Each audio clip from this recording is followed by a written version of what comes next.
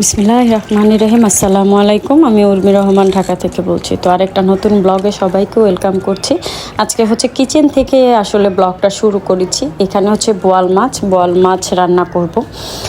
হচ্ছে বড় বড় শসা যেগুলো থাকে রান্নার, সেটা দিয়ে রান্না করব। তো এখানে হচ্ছে আমি মশলাটা কষিয়ে নিচ্ছি। আসলে রেসিপি তো সবাই পারে, তার আমি আসলে রেসিপি আকারে কোনো কিছুই শেয়ার করতে পছন্দ করি না, কারণ আমি জানি আমি রান্নাটা অত ভালো পারি না।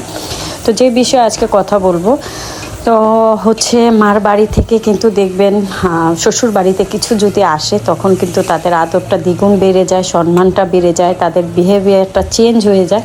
এটা কিন্তু সকল পুত্রবধূই বুঝতে পারে। তো আমাদের ক্ষেত্রেও আসলে ওই রকম ব্যতিক্রম কিছু না, কিছু পেলে কিন্তু আমরা খুব খুশি হই। যেমন হচ্ছে আজকে সকালেই হচ্ছে মা মুরগি পাঠিয়ে দিয়েছে, নুডলস পাঠিয়ে দিয়েছে, শুকনো যে খাবার।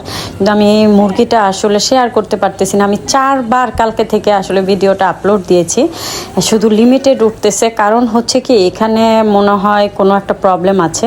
তো এখন নতুন করে ভিডিওটা আবার সাজিয়ে দেন হচ্ছে ওইগুলো ডিলিট করে দিয়েছি। তো হুজরাতের সুন্দর সুন্দর ক্লিপস ছিল, সেটাও ডিলিট করে দিয়েছি এই কারণে। তো যে কথাটা বলতে চেয়েছিলাম, বাবার বাড়ির কোনো কিছু শ্বশুর বাড়িতে আসলে মেয়েদের পুত্রবধূদের কিন্তু আদরটা দ্বিগুণ হয়ে যায়। এটা কিন্তু বেশ একটা ভালো লাগার বিষয়, ভালো লাগে কিন্তু। তো এখানে হচ্ছে আগের মুরগি ছিল, সেটা হচ্ছে আমি সুন্দরভাবে কষিয়ে নিচ্ছি। এখানে হচ্ছে শুধু বুকের মাংসটা, যেটা আমার মেয়ে খুবই পছন্দ করে। যেমন আমি জানি যে আমার মেয়ে কি পছন্দ করে, ঠিক ওইভাবেই আসলে আমার মাও জানে আমরা কি পছন্দ করি, কিভাবে খুশি হব। হঠাৎ করে আসলে মা যেটা মনে করে সেটাই করে। তো এই যে নুডলস, তো এখন হচ্ছে সেই নুডলসগুলো রান্না করব। আর হচ্ছে জামাই সকালেই উঠে বলেছে যে শ্বশুর বাড়ি থেকে এত কিছু এসেছে, বাহ আজকে খুব মজা হবে। তো এই কথাটাই হচ্ছে ভালোবাসার কথা। যেহেতু আমি একাই থাকি, আমার শ্বশুর শাশুড়ি মারা গিয়েছে, তো ওই হিসাবে কিন্তু যা আসে আমার বাসায় এভাবেই আসে।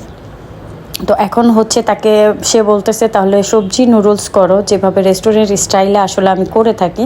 তো একটু ঝাল দিয়ে এটা করতে বলছে। তো কাটতে নিয়েছিলাম, তখনই হচ্ছে কারেন্ট চলে গিয়েছে। তো এখানে হচ্ছে আসলে লাইট জ্বালিয়ে খুব কষ্ট করে কাজ করতেছি, এত গরম। প্রতিদিন আসলে এখন একটা রুটিন হয়ে গেছে, 5টায় যায় 6টায় আসে এই রকম। তো যাদের মেয়ে আছে আসলে কিন্তু তারা এই কাজটা করে থাকে শুধু মেয়ের ভালোবাসার জন্য, যেন আমার মেয়েটাকে তারা ভালোবাসে, যতটুকু সম্ভব ততটুকুই সে মারা চায় তার মেয়ের বাড়িতে পাঠাতে, এটাই নিয়ম। তো এখন হচ্ছে এই যে আমি রান্নাটা শেষ করে ফেলেছি, আপনাদের সাথে শেয়ার করতে পারিনি, একদম কারেন্ট ছিল না, ঘুটঘুটে অন্ধকার। তো আজকে নুডলসটা খেয়ে হচ্ছে আপনাদের ভাইয়া খুবই খুশি হয়ে গেছে, বলতেছে যে এত টাকা দিয়ে আমরা যে রেস্টুরেন্টে খাই, অথচ ঘরের তৈরি করা নুডলস চাউমিন কত মজা হয়। তো দেখেন হচ্ছে খেয়ে কি বলে। দোকানের চাইনিজ রেস্টুরেন্টের যে নুডলসের চেয়ে ভালো রাঁধছো তুমি, খুব ভালো হয়েছে, খুব ভালো লাগতেছে। কালারটা জোস হয়েছে না? কালারটা সুন্দর। আমরা তো এগুলাই খাই, ওই যে চাউমিন দেয় না রেস্টুরেন্টে।